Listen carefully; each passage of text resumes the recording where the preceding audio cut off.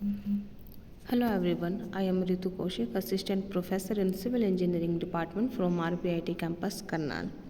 Today we are going to discuss about the mineralogy. Mineral. A mineral may be defined as a natural, inorganic, homogeneous, solid substances having a defined chemical composition and regular atomic structure. Clear? Minerals क्या होते हैं आपके पास जो nature में पाए जाते हैं, ठीक है। इनऑर्गेनिक मटेरियल होता है, होमोजीनियस होता है। होमोजीनियस मीन्स होता है कि अगर आप उसके मिनरल्स के एक स्मॉल पार्टिकल्स को भी लेते हो वो भी वही प्रॉपर्टी रखेगा जो आपका बड़े साइज का मिनरल रखता है, ठीक है। Solid substance having a defined chemical composition, ये नहीं है कि इसमें डिफरेंट डिफरेंट टाइप के केमिकल्स मिक्स हो रहे हैं, तो इनका जो केमिकल जो कंपोजिशन होता है वो डिफाइंड होगा एंड रेगुलर एटॉमिक स्ट्रक्चर होते हैं।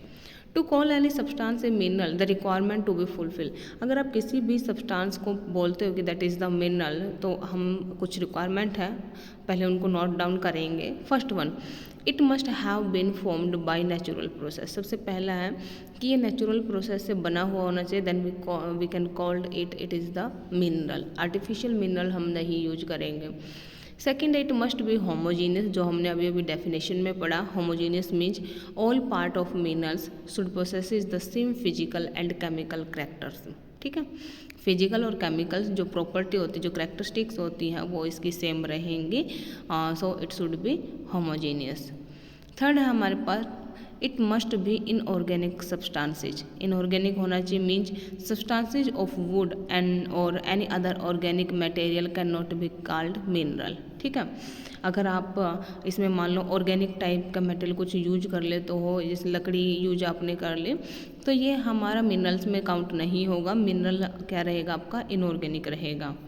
It must be solid, gases, liquid और semi solid substances are not mineral, क्योंकि आपने कई बार बहुत जगह वैसे सुना भी होगा कि मिनरल की जो क्वालिटी कैसी होती है, हार्ड होती है, तो it should B solid. It must have a defined chemical composition, it must B crystalline. Importance of study of mineral, अब इम्पोर्टेंस हम पढ़ लेते हैं इसकी। ये देखिए, जूम कर लेते हैं थोड़ा इसका।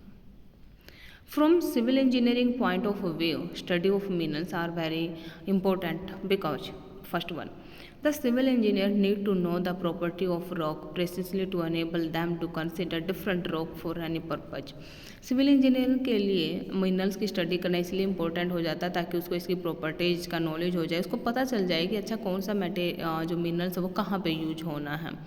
That is the foundation rock, as road metals, as concrete aggregate, as building stone, as flooring और roofing material, as decorative material, क्योंकि डिफरेंट टाइप के वर्क होते हैं। आपको रोड के लिए डिफरेंट मटेरियल चाहिए, आप कंक्रीट एग्रीगेट डिफरेंट है, आपको बिल्डिंग स्टोन यूज करना है, आपको फ्लोर के लिए यूज करना है, या फिर डेकोरेटिव एस्थेटिक लुक के लिए यूज करना है, तो that is the property of, that is the depend on the property of mineral. तो इसलिए सिविल इंजीनियर के लिए बहुत ही इंपॉर्टेंट है कि उसको नॉलेज हो कि मिनरल्स किस टाइप का है, इसकी प्रॉपर्टी क्या क्या है।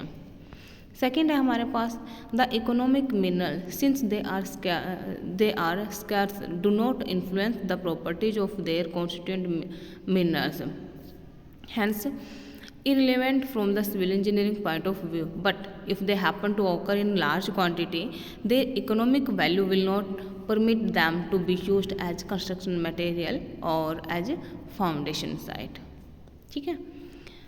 These are the property of civil engineering importance such as strength, durability and appearance of rock can be assessed only with the knowledge of the minerals that form rock.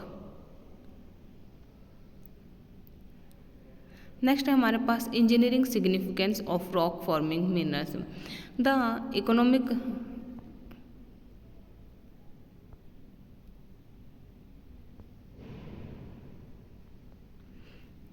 economic minerals, since they are scarce, do not influence the property of rock and are hence irrelevant from the civil engineering engineering significance of rock forming